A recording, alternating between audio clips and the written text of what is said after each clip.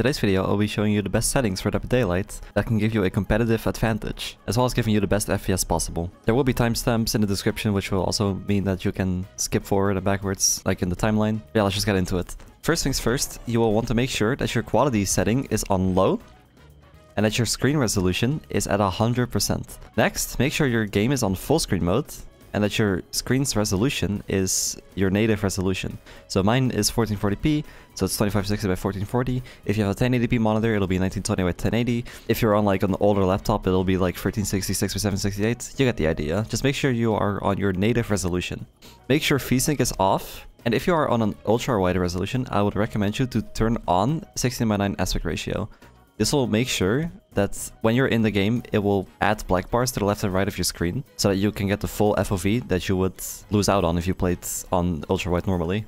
You do not really want to be touching any of the post-processing or upscaling modes, except for anti-aliasing. I would highly recommend turning this off, because when you have it on, it uses temporal anti-aliasing, as you can see over here, and that will cause nasty side effects like ghosting. Because what TAA pretty much does is it grabs the previous frames and it like kind of moves them around, if that makes sense, to kind of fake anti-aliasing. And it's a really cheap way of anti-aliasing, but unfortunately that also is its biggest downfall because it looks terrible. And that is especially noticeable in like Haddonfield windows, for example. Personally, I would recommend you to put at least your in-game HUD scale to the lowest possible, so that your perk icons and like the survivor portraits and stuff like that can't really obscure anything within like your field of view. So like a survivor can't be hiding behind your perk icons, for example. That would be very unfortunate. I will say though, skill check skill is preference, but I do prefer it at max, just so it's for me easier to hit great skill checks. Then everything else in video is preference.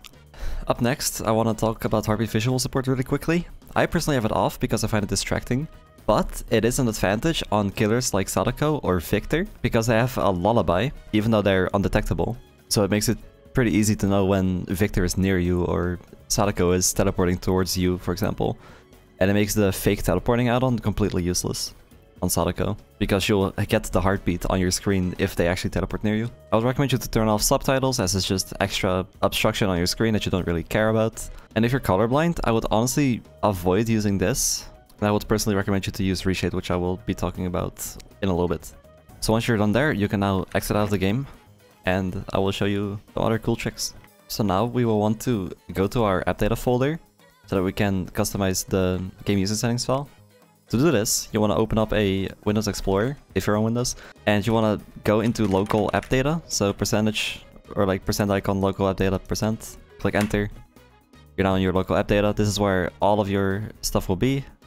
You will want to go into the DbD Light folder, saved, config, and then on Steam, it's Windows Client, and on Epic Games, I think it's something like EGC Windows Client, maybe? Something along those lines. Anyways, you want to go into that folder, and you will want to go into GameUserSettings.ini. So in here, I will recommend you to do two things. Shadow quality on free will set the shadow quality to ultra. If you don't have a good computer, I would recommend you to keep this on 0, as the difference in advantage on 0 or free isn't that big, but it is nice to have very crisp looking shadows. I wouldn't recommend you to use shadow quality of 1 or 2, as they tend to be more blurry and less precise somehow, whereas quality 0 is super pixelated but still really sharp and clear, and free is obviously clear and good quality.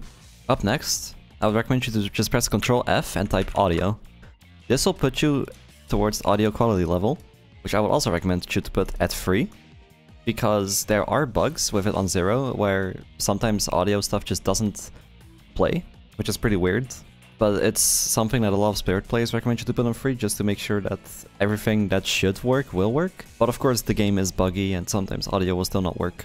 Also, I quickly want to go over view distance quality as well. I personally keep this as 0. I have heard from people that putting this on 3 or 4 is better, but having it on 0 will cause some objects in the distance to disappear quicker. So that's why I keep it on 0, because sometimes survivors might be hiding behind it, and you can see the survivor behind an object that isn't actually there for your screen until you get closer. So it's technically an advantage to keep it on 0, and that's why I would recommend you to put it on 0 as well. After that, you can save it by just pressing Ctrl S, or just go File, Save. It doesn't really matter. You can close out of it, and if you want to make sure that your settings don't get reset, then you can right-click it, click Properties, and click Read Only, apply it, and then click OK. Personally, I don't do this because sometimes they add new lines to the file, and when those new lines are added, they won't actually get added to the file if your file is on read-only. While we're here, I want to quickly show you something on Input.ini. So I have a bit of a history of Counter-Strike, and for this little technique called bunny hopping, you would have jumping on scroll wheel. So what I did, this is the only way to have multiple binds for the same action, by the way, is that I added this line right here, which I'll put in the description, so that I can also use my scroll wheel to do stuff like vaulting and dropping pallets instead of just spacebar. You can also do this on Killer, which I will also leave in the description, though I am struggling to find it. Here it is. This will be in the description. Just add those to your Input.ini. I'm not sure if you can just put them at the bottom here. I assume that would work, and then save that, exit out of it. I already have it saved. So yeah. Before I go and talk about Reshade, I quickly want to mention G-Sync, or Adaptive Sync, or stuff like that, or AMD's Sync. I only have an NVIDIA card, so I can't help you if you are on AMD. But if your monitor supports Adaptive Sync, at the very least, then you should be able to use a technique like this. Basically, G-Sync makes it so that your monitor's refresh rate is matching your game's frame rate if it's lower than your actual refresh rate. So I would recommend you to use this if your monitor is not a 120Hz or not a 240Hz or a 360Hz or 480Hz. Basically anything that you cannot duplicate 120 into like cleanly, then I would definitely recommend you to use G-Sync. For example, I have a 165Hz monitor and you cannot duplicate 120 frames into 165 evenly. Whereas with a 240Hz, it would just double the frames, like literally, which will feel smooth. But if you don't have that, then it will not feel smooth. If you have a monitor under 120Hz, then this doesn't even matter to you because you probably don't even have G-Sync. But I would recommend you to turn this on if you have the option, if you are not on a 240Hz or a 360Hz. And of course, make sure to turn on Adaptive Sync in your monitor's settings to make sure that you can actually use this feature. Now let's get on to Reshade. Just open your favorite browser and then type reshade.me.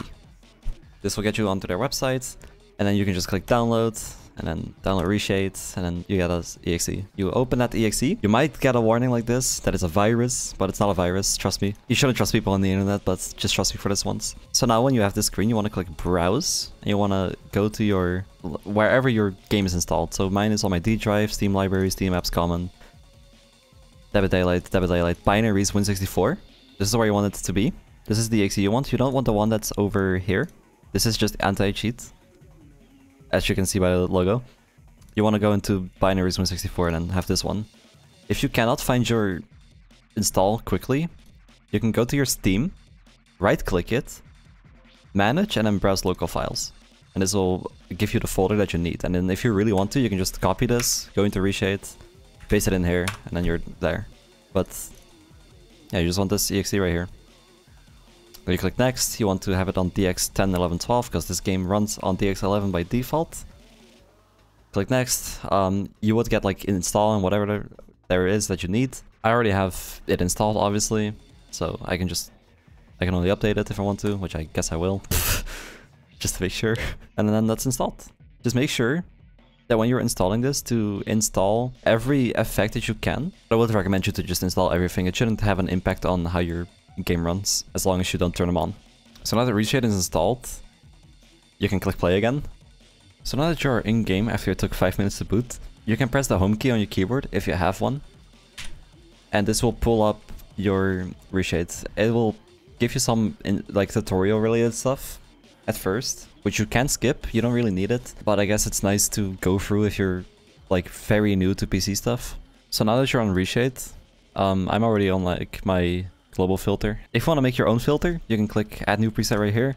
You can name it. I'm gonna name it Fortnite. And then we can just press enter, and now we have a brand new preset. Make sure performance mode is off, by the way, when you're gonna make filters. It will do a little bit of loading, which can take a while, like I just did. And now, one thing I would recommend you to add to your filter, no matter what, is contrast, brightness, saturation by Prod 80. This is like my favorite filter there is, probably. Now I would recommend you to either lower the contrast or to increase the brightness. Personally, I think increasing the brightness looks terrible. So I just lower the contrast a little bit to like make the game look a little bit more flat and to like boost the darks. And then you can play around with vibrance if you want, you know? So you see this is like super colorful. I wouldn't go too overboard on this, as it will just like not work on every map. So unless you plan on making separate filters per map, I wouldn't recommend you to just crank it.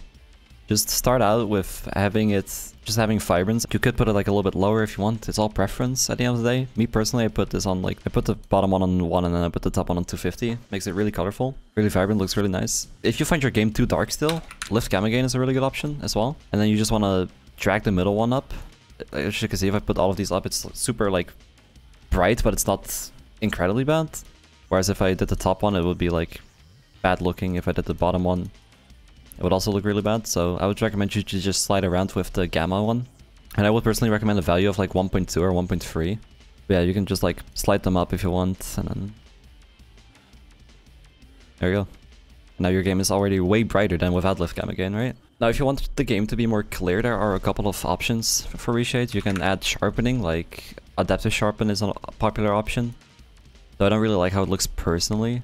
You can also use contrast limited sharpening, which is what I do use, as it kind of gives that vibe of it removing fog, if that makes sense, but it doesn't quite do that. I would also recommend AMD sharpening, as it looks really clean in my opinion, and Luma sharpen is also pretty good. I don't think it really matters if you use Prod 80s or the other one. They're both really good regardless. So yeah, me personally, I use contrast adaptive sharpening or contrast limited sharpening, and then if you don't want that, I would recommend the AMD one. You can also just go with no sharpening if you think it looks fine as it is.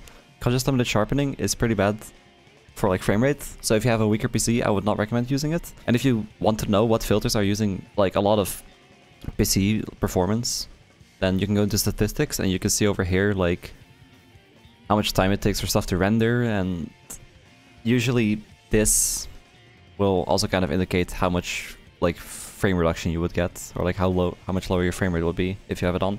So the less filters, the better. I would recommend you to put active to top on, by the way, so you can see all of them. If you want, you can increase reds exclusively here to like make the red stain easier to see. But this can have like a big negative effect on maps like Coldwind. Like for example, if I just go to the preview here for Coldwind, you can see it looks pretty normal for now. But then if I crank the reds, it just becomes kind of red, and it's worse in game. So yeah, I wouldn't really recommend you to just crank reds like that. If you want to have extra red stain glow for like competitive edge, then I would recommend you to make competitive filters. Like for example, this is my Coldwind. Notice how like it is still like super, well, the preview images aren't the best, but it's still pretty clear. But the reds are still boosted. Like my Macmillan, like it has like hella reds, but it's also, it's only good for Macmillan, because if I were to use this on Coldwind, yeah, I don't think I want to be using this on Coldwind. Should autosave unless you turn it off, but you can always click save just in case to make sure that it's all working as intended. And then you click performance mode to make sure that your frame rate is as smooth as possible. And then that's all you need to do for Reshade. If you want my Reshade filters, join my Discord. They're in the settings channel. And there's also a ton of other people who share filters, like Nightlight, for example, shares his filters. And probably way more. So if there's like a competitive player that you like, chances are they are sharing their filters. So if you want to give those a spin, then just try it. It's very easy. You just have to download them and then drag them into your DbD binaries Win64 folder right here. This is where all your filters are going to end up. If you're not a fan of Reshade though, there are two things I can recommend you to do. One of them is to use VibranceGUI, which is a very nice piece of software that can let you have extra vibrance without adding more vibrance to your desktop. So when you have the game open, you just click add, your game will show up, as well as some other processes, but your game is what we're worried about here. You just add that and you can change the vibrance level with the slider. If you're not using Reshade, I would recommend you to just put this at 100 to be honest. And then you save it and then it's in your folder. And then when you click back into the game, it will be way more saturated. So that's one way of doing extra saturation. Second option is to use NVIDIA control panel. And this is probably also doable with AMD. You just want to go to your desktop color settings. And then in here, you can slide your digital vibrance up or down, so it becomes more or less vibrant. And you can also change your brightness in here if you want, or your contrast, which I would recommend you to not touch because it looks terrible, or your gamma, which if anything I would put on like 1.3 at most. So yeah, just use that, click apply. If you don't want to use Reshade, those are just alternatives. Up next, if you are having issues with like frame rate performance or something like that, then I can recommend you to go into your Steam or Epic, right clicking the game, going properties, and then in launch options add DX12, -DX12. This will make the game run in DirectX 12 mode. which should run better on weaker systems. Me personally, I have a pretty good system right now, so there's no big difference in me using DX11 or DX12. Also, using DX12 may help with crashing issues on Reshade. So if you're crashing with Reshade, then you can definitely try DX12. The only thing with DX12 is that every time something happens, like something new happens, for example, it's your first time going against an artist and it's the first time sending their birds, you will stutter for a little bit. These stutters will slowly but surely go away until you do a new driver install for your graphics card. But it's honestly really nice still, because even my previous PC with a GTX 1070 go from getting around the 90 to 100 FPS to constant 120. So if you have a weaker system, I can definitely recommend you to try DX12. If you have a higher end system and you don't notice any FPS issues, then maybe just keep it on DX11, but just because I'm used to it, I just use DX12 anyway. Now, one final thing for all of you Billy and Blight players, and maybe other killers that revolve around turning, something I can recommend you to do is to go into the killer controls, which you can switch between by doing this, by clicking these arrow keys, and to bind your turn right to E and your turn left to Q, or alternatively other keys that you prefer, like mouse 4 and mouse 5, or Z and X, or something like that. Basically, this might make turning a little bit easier for you instead of constantly having to like lift your mouse and swipe all over the place. So that is something I can recommend you to bind. Also, if you're a Huntress player and you like to go for orbitals, I would recommend you to bind look up to a button that is easy to reach. So like 3 or 4 or maybe even E if you don't play Billy or Blight. Something like that. Just bind it to a key that's easy for you to access so you can look up straight if you want to go for an orbital without having to manually drag your mouse up. So yeah, that's about it for all the competitive settings you need. I hope this will help you become a better player somehow.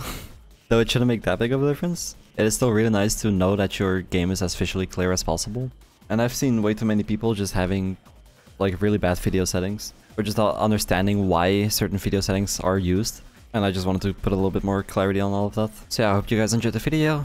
If you found it helpful, then leave a like. If you have any questions, then leave it in the comments. I'll try my best to respond to everyone. You can follow me on Twitch if you want. I stream there every day. I mostly play Dead by Daylight or shooters. And yeah, have a good day everyone.